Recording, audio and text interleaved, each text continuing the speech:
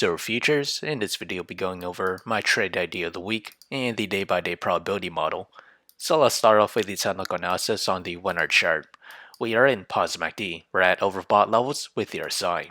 As we extend out to the 4 hour chart, we remain in positive MACD. We did see it converge once again, and we're at overbought condition with the RSI. We have broken above the 200 moving average, this green line, currently at price of $24.33.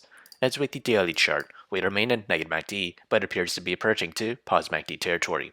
As with the trade idea, I'll be trading SLV, and my position size for it is less than 1% of my portfolio. My long entry is at $21.84, and that is this range there.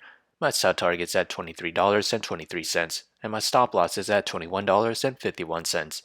However, if I were to open a short position, my entry is at $23.92, and that is this range here, and that coincides with the 200-day moving average, this green line. My sell target is at $22.19, and my stop loss is at $24.28. So how did I develop these trade ideas? It all comes from the day-by-day probability model.